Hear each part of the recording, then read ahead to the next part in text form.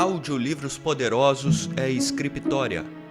Siga o Audiolivros Poderosos no Instagram e ajude-nos a crescer cada vez mais.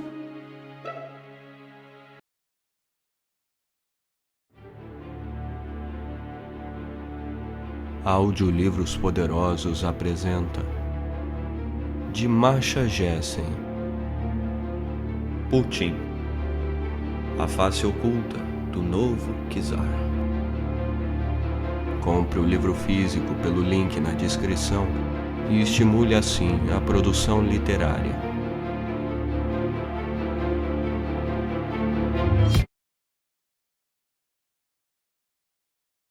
O presidente acidental. Imagine ter um país e ninguém para governá-lo. Para Boris Yeltsin e seu círculo de colaboradores, essa era a situação que enfrentavam em 1999. Há algum tempo, Yeltsin andava doente, tinha sofrido vários ataques cardíacos e se submetido a uma cirurgia cardíaca logo depois de ser eleito para um segundo mandato em 96. A maioria das pessoas acreditava que ele bebia demais. Uma inquietação comum em todo o país, embora algumas pessoas mais próximas insistissem que as crises de desorientação e eventuais licenças não decorriam da bebida, mas de antigos problemas de saúde. Qualquer que fosse o motivo, Yeltsin parecia meio desnorteado e chegou a desaparecer durante algumas visitas oficiais, deixando seus partidários arrasados e desapontando os eleitores. Em 1999, com baixíssimos índices de popularidade, ele não passava de uma sombra do político que já fora. Ainda empregava várias das artimanhas que o distinguiram, marcando inesperados encontros políticos, alternando períodos de maior e menor interferência do governo, beneficiando-se estrategicamente de seu carisma. Mas agora lembrava mais um boxeador cego, dando golpes a esmo na frustrada tentativa de atingir alvos imaginários, enquanto os reais se esquivavam. Na segunda metade do segundo mandato, Yeltsin fez repetidas e frenéticas reformas no governo. Substituiu por um desconhecido de 36 anos o primeiro-ministro que havia ocupado o cargo por 6 anos, só para chamá-lo de volta 6 meses depois e demiti-lo novamente em 3 semanas. Yeltsin enaltecia cada novo ocupante do cargo, mas tão logo se desiludia, revelava publicamente o seu desagrado, constrangendo tanto aquele que caía em desgraça, quanto os que testemunhavam aquela demonstração de desafeto. Quanto mais excêntrico se tornava, mais inimigos o presidente conquistava, e mais os seus inimigos se uniam. Um ano antes do final do segundo e último mandato, Yeltsin se encontrava no topo de uma pirâmide extremamente instável. Suas constantes reformas do governo eliminaram várias gerações de políticos valorosos. Muitos ministros e diretores de agências do governo eram agora jovens medíocres que só chegaram ao topo por falta de melhores opções. Os aliados de confiança de Yeltsin eram tão poucos e formavam um grupo tão restrito que a imprensa os apelidou de A Família, da qual faziam parte a filha do presidente, Tatiana, seu chefe de gabinete, Alexander Voloshin, seu antigo chefe de gabinete, Valentin Yomashov, com quem Tatiana viria a se casar, outro antigo chefe de gabinete, o economista e pai da privatização russa, Anatoly Chubais, e o empresário Boris Berezovsky. Daquela meia dúzia dos chamados oligarcas, os empresários que enriqueceram à sombra de Yeltsin e retribuíram o favor ao orquestrarem sua campanha à reeleição, Berezovsky era o único que se mantinha fiel ao presidente. Por lei, Yeltsin não tinha direito a um terceiro mandato. Aliás, nem tinha condições de tentar, e não lhe faltavam motivos para temer desavenças com seu sucessor. Yeltsin não era apenas um presidente impopular, era o primeiro político em quem os russos confiaram e o desapontamento que o povo sentia agora era amargo, tanto quanto fora prazeroso o apoio que um dia lhe tinha sido dado. O país estava arrasado, traumatizado, decepcionado. Em fins dos anos 80, tinha vivenciado a esperança e a unidade, experiência que culminou em agosto de 1991, quando a população repeliu a junta militar que desafiara o governo Gorbachev. Os russos depositaram sua fé em Boris Yeltsin, o único líder que chegara ao poder por meio de eleições livres. Em troca, ganharam a hiperinflação, que em questão de meses devorou as economias de toda uma vida. Burocratas e empresários que roubavam o Estado e a si mesmos em plena luz do dia, e a desigualdade econômica e social, numa escala jamais vista. Para piorar, muitos, talvez a maioria dos russos, perderam qualquer sentimento de confiança no futuro. E com isso, o senso de unidade que os sustentara ao longo dos anos 80 e no início dos anos 90. O governo Yeltsin cometeu o grave erro de desconsiderar o sofrimento e o temor do país. Ao longo da década, Yeltsin, um verdadeiro populista que andava de ônibus e subia em tanques, dependendo do que a ocasião pedisse, foi aos poucos se retirando para um mundo impenetrável e fortemente protegido de limousines pretas e reuniões a portas fechadas. Indicado para o cargo de primeiro-ministro no início da presidência de Yeltsin, o jovem e brilhante economista Yegor Gaidar, que veio para articular a reforma econômica pós-soviética, deixou bem claro que considerava o povo estúpido demais para participar de qualquer debate a respeito das reformas. A população russa, abandonada por seus líderes nesse momento de dor, buscou consolo na nostalgia, não tanto na ideologia comunista, que havia esgotado seu potencial inspirador nas décadas anteriores, mas na esperança de reaver para a Rússia a condição de superpotência. Em 99, o clima era de violência iminente, e por isso Yeltsin e a família estavam assustados, e com razão. O sofrimento e a hostilidade têm o dom de cegar as pessoas. Assim, em grande parte, o povo russo esqueceu as conquistas efetivas obtidas durante a década de Yeltsin. Não obstante os inúmeros erros cometidos ao longo do caminho, a Rússia alcançou sucesso nas privatizações, e depois de privatizadas, as maiores empresas passaram por reformulações que as tornaram competitivas. Apesar do aumento da desigualdade, a grande maioria dos russos experimentou uma ampla melhoria na qualidade de vida. O número de residências com aparelhos de televisão, máquinas de lavar e geladeiras aumentou. O número de automóveis particulares dobrou.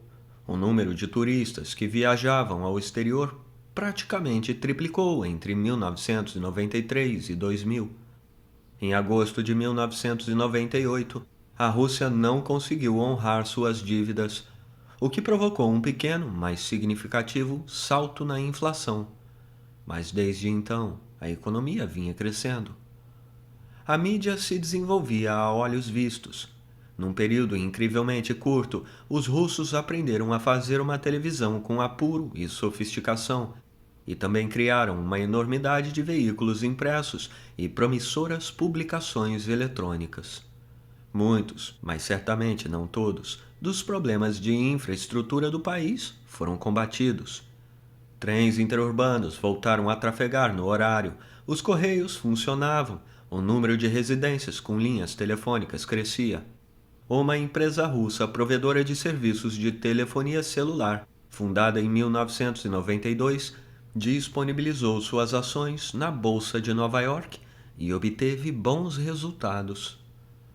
O governo, porém, parecia completamente incapaz de convencer as pessoas de que as coisas estavam de fato melhores do que alguns anos antes, e certamente melhores do que na década anterior. O sentimento de incerteza que tomou conta dos russos desde que a União Soviética desmoronou debaixo de seus pés era tão grande que qualquer perda parecia confirmar suas expectativas mais sombrias, enquanto qualquer ganho se transformava em temor de perdas futuras. Yeltsin se apoiava apenas em seus métodos populistas. Era incapaz de desafiar ou reformular as expectativas, de liderar o país na busca de novos ideais e de uma nova retórica.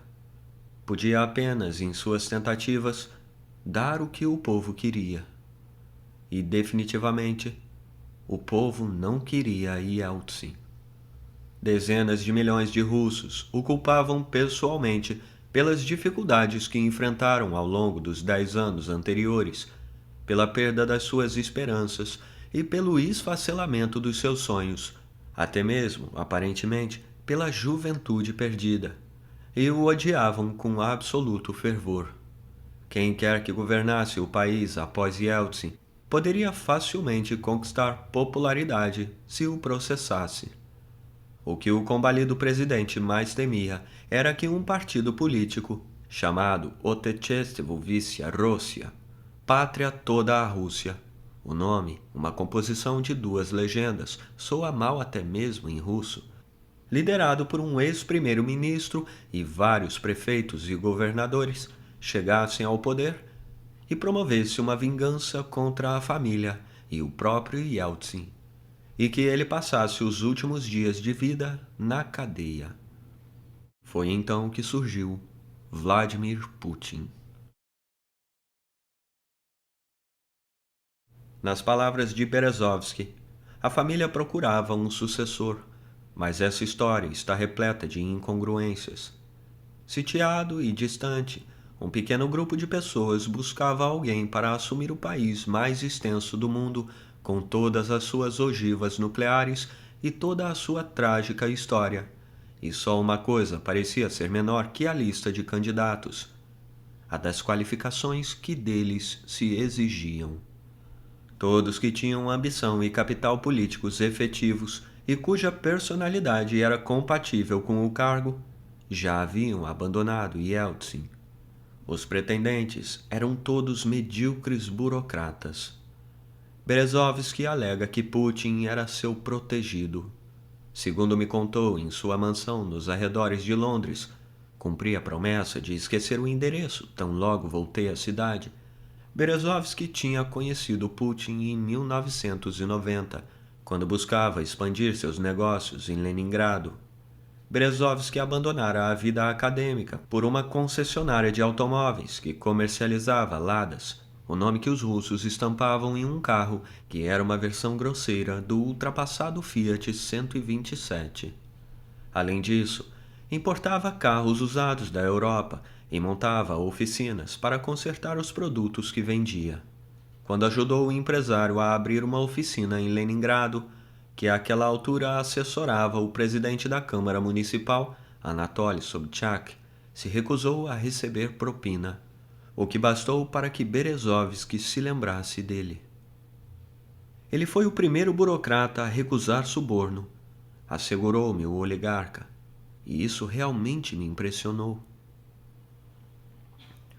Berezovsky costumava passar no escritório de Putin sempre que ia a São Petersburgo. Em vista de sua natural agitação, é bem possível que durante essas visitas o oligarca irrompesse no escritório, falasse sem parar e partisse sem dar muita atenção ao interlocutor. Quando conversamos, ele não conseguia se lembrar de nada que Putin lhe tivesse dito. Mas eu o considerava uma espécie de aliado, confidenciou. Ele ficou igualmente impressionado quando Putin, promovido a vice-prefeito de São Petersburgo durante o mandato de Sobchak, recusou mais tarde um cargo na nova administração após a fracassada tentativa de reeleição do ex-prefeito.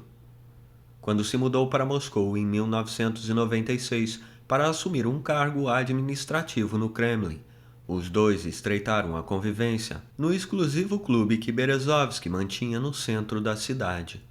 O empresário se aproveitou de seus contatos para bloquear o tráfego diante do clube, praticamente usurpando uma rua residencial. pela lei, os moradores dos vários prédios de apartamentos daquela rua não podiam mais ir de carro até sua residência. Mas no início de 1999, Berezovski era um homem acuado, como o resto da família, só que em escala maior. De todos, era o único que prezava a posição que ocupava na sociedade moscovita. Enredado numa luta desesperada e aparentemente perdida pelo poder contra o ex-primeiro-ministro Yevgeny Primakov, que liderava uma aliança política anti-Yeltsin, Berezovski se tornara uma espécie de pária. Lembro que era o adversário da minha mulher Lena, contou-me ele, e decidimos não convidar muitas pessoas para que ninguém se indispusesse com Primakov. Eram apenas alguns amigos, então meu segurança me avisou. Boris Abramovich, Vladimir Vladimirovich Putin chegará em 10 minutos. O que aconteceu? Perguntei. Ele deseja dar os parabéns a Lena. 10 minutos depois, ele chegou com um buquê e eu disse: Volodya, para que isso? Você já tem problemas demais. Por acaso está querendo chamar a atenção? Estou sim, foi a resposta. E foi assim que consolidamos nossa amizade. Primeiro, a recusa do suborno. Depois, a negativa de abandonar Sobchak. E, por fim, esse episódio que deixou claro que ele era um homem bom e direto, sem dúvida um homem da KGB, mas ainda assim um homem. E isso tocou fundo em Berezovski. Berezovski tinha a mesma origem dos demais empresários russos. Como eles, era inteligente, culto e ousado, como a maioria dos demais. Era judeu, o que o tornou um estranho no ninho desde a infância. Como todos os outros, tinha uma ambição incomensurável e uma energia infinita. Depois de obter um doutorado em matemática, ingressou no mundo dos negócios com uma empresa de importação e exportação de automóveis e de serviços mecânicos. Beneficiando-se da hiperinflação, ele basicamente subtraiu milhões de dólares do maior fabricante de automóveis da Rússia. Na primeira metade dos anos 90, entrou no ramo dos bancos, mantendo um pé no mercado automobilístico, associou-se a uma grande empresa petrolífera e, acima de tudo, assumiu a televisão pública ou Canal 1, o mais importante do país, o que lhe abriu as portas de 98% das residências russas. Como outros oligarcas, financiou a campanha para a reeleição de Yeltsin em 1996. Ao contrário dos demais, explorou sua influência para participar de inúmeros encontros políticos. Viajou por todo o país, costurando alianças, negociando um acordo de paz na Chechênia e aproveitando os holofotes. Fez questão de cultivar uma imagem de homem poderoso, certamente exagerando sua influência e acreditando ele próprio em muitas das histórias que contava, sugeria ou dava a entender. Gerações sucessivas de correspondentes internacionais na Rússia acreditaram que Berezovski era a eminência parda do país. Ninguém é mais manipulável do que aquele que superestima a própria influência. Enquanto a família procurava o futuro líder da Rússia, iniciou-se uma série de encontros entre Berezovski e Putin. Àquela altura, Putin era o chefe da polícia secreta russa. Yeltsin tinha eliminado, um após outro, os mais importantes dirigentes do país. Todos sofreram com isso, e o Serviço Federal de Segurança, FSB, como era conhecido o sucessor da KGB, não foi exceção. A crer em sua palavra, foi Berezovski quem levou o nome de Putin a Valentin Yumashov, chefe de gabinete de Yeltsin. Eu disse: temos Putin, que integrou os serviços secretos, não foi? E Valia respondeu: foi. Então eu disse: olha, acho que é uma opção. Afinal, é nosso amigo. E Valia comentou: mas a patente dele é muito baixa. E eu disse: veja bem, estamos vivendo uma revolução. Está tudo muito confuso, então... Essa descrição do processo de tomada de decisão para a indicação do chefe da principal agência de segurança de uma potência nuclear é tão absurda que estou inclinada a acreditar nessa conversa. De fato, a patente de Putin era baixa. Ele era tenente-coronel quando passou à reserva, sendo então automaticamente promovido a coronel. Mais tarde, alegaria que quando assumiu o FSB, ofereceram-lhe as estrelas de general, mas ele declinou a honraria. Não é preciso um general para comandar um banco de coronéis. Foram as palavras de sua esposa para explicar aquela decisão. É preciso alguém que tenha competência. Competente ou não, Putin ficou visivelmente inseguro quando assumiu o novo cargo no FSB. Logo nomeou companheiros da KGB dos tempos de Leningrado para postos elevados na estrutura federal.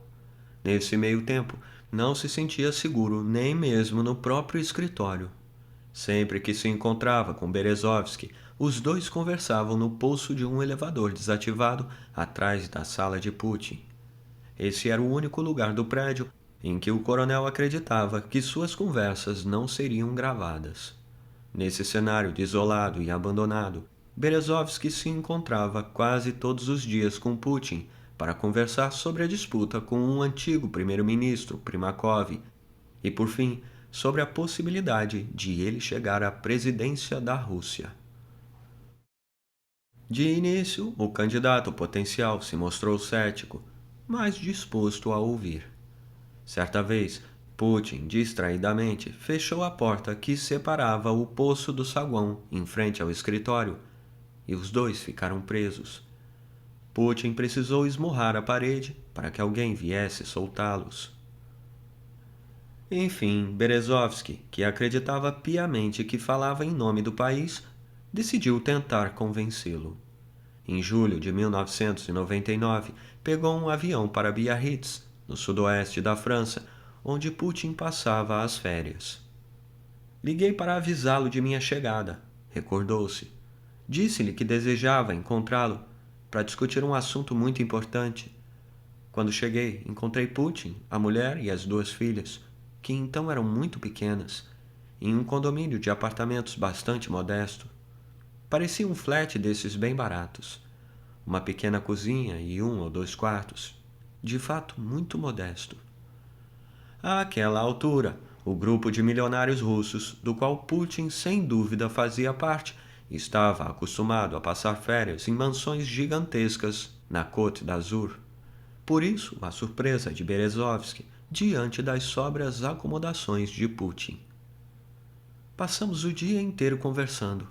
Por fim, ele disse: "Tudo bem, não custa tentar, mas o próprio Boris Nikolaevich Yeltsin precisa me fazer o convite." Aquilo parecia uma antiga piada judaica. Um casamenteiro procura um velho alfaiate para discutir a possibilidade de arranjar o casamento de sua filha mais nova com o herdeiro do império dos Rothschild. O alfaiate faz muitas objeções. Ele não pretende casar a mais nova antes da primogênita.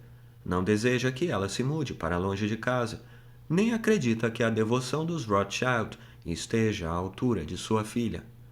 O casamenteiro rebate todos os argumentos, afinal, aquele é o herdeiro da fortuna dos Rothschild. Finalmente, o velho alfaiate cede. "Excelente", comemora o casamenteiro. "Agora só preciso conversar com os Rothschild." Berezovsky tratou de tranquilizá-lo.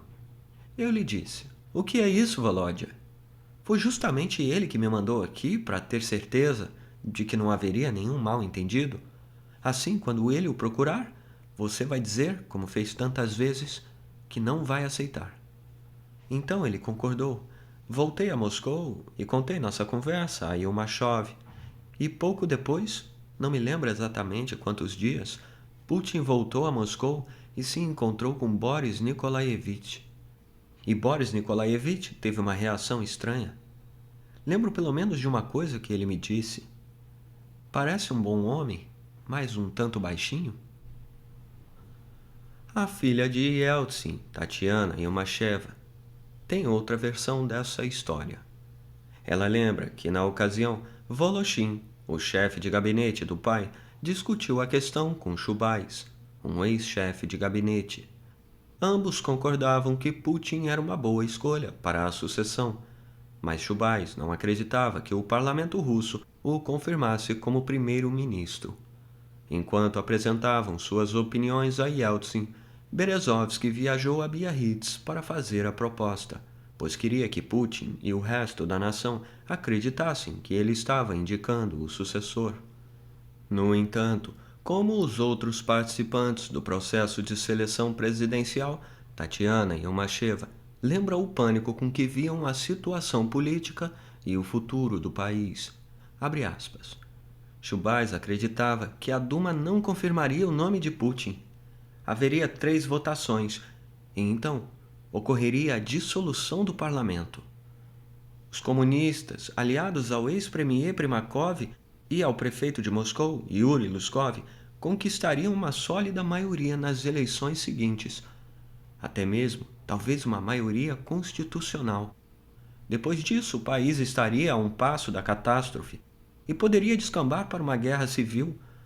Na melhor das hipóteses, teríamos um regime neocomunista ligeiramente adaptado a condições mais modernas. Os negócios, porém, seriam outra vez estatizados, as fronteiras seriam fechadas e muitos veículos de imprensa amordaçados. Fecha aspas. A situação beirava a catástrofe. Como descreveu Berezovsky, abre aspas, tínhamos perdido muito tempo e também a nossa vantagem estratégica. Primakov e Luskov se organizavam por todo o país. Cerca de 50 governadores, de um total de 89, já se haviam alinhado ao seu movimento político. E Primakov era um monstro que desejava desmantelar tudo o que havia sido conquistado naqueles anos. Fecha aspas. Porque se enxergava a situação como desesperadora, a família via Putin como um salvador. Chubais afirmou que ele era o candidato ideal. Era evidente que Berezovsky acreditava que aquela era uma escolha brilhante. Quem eles pensavam que Putin era? E por que acreditavam que estava qualificado para governar o país? Talvez o detalhe mais estranho na escalada de Putin ao poder seja o fato de que as pessoas que o entronizaram sabiam a seu respeito pouco mais que qualquer um de nós. Berezovsky me disse que jamais o considerou um amigo ou uma pessoa interessante. Uma afirmação contundente vinda de um homem tão inquieto que faz questão de se cercar de pessoas com ambição intelectual a quem cativa com seu magnetismo. O fato de Berezovsky não achar que valesse a pena atrair Putin para junto de si sugere que ele nunca percebeu uma centelha de talento no outro.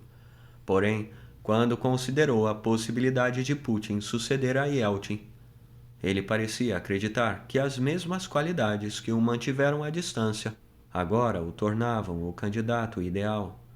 Putin, aparentemente destituído de personalidade e ambição pessoal, seria ao mesmo tempo maleável e disciplinado. Berezovsky não poderia estar mais enganado. Chubais, por sua vez, conheceu Putin quando trabalhou como assessor econômico do prefeito Sobchak, em São Petersburgo, e Putin acabava de assumir a função de vice-prefeito. Chubais guardava a imagem do primeiro ano de Putin na prefeitura. Havia sido um ano particularmente difícil, e Putin, sempre questionador, havia demonstrado uma energia e uma curiosidade incomuns. Em novembro de 1991, Chubais deixou São Petersburgo para participar do governo em Moscou, e suas primeiras impressões permaneceram inalteradas. E o que o próprio Boris Yeltsin sabia a respeito de seu iminente sucessor? Sabia que era um dos poucos homens que se mantiveram fiéis a ele. Sabia também que pertencia a outra geração. Ao contrário de Yeltsin, do seu inimigo Primakov e do exército de governadores, Putin não fez carreira no Partido Comunista. Portanto, não precisou, com o colapso da União Soviética, mudar de discurso político. Até a aparência era outra. Sem exceção, Todos aqueles homens eram troncudos e davam a impressão de estar sempre mal ajambrados. Putin, esbelto, baixo e já então adepto de elegantes ternos europeus, assemelhava-se muito mais com a nova Rússia, que Yeltsin prometera ao povo 10 anos antes. O presidente também sabia, ou julgava saber, que Putin não permitiria que o processassem ou perseguissem após a aposentadoria.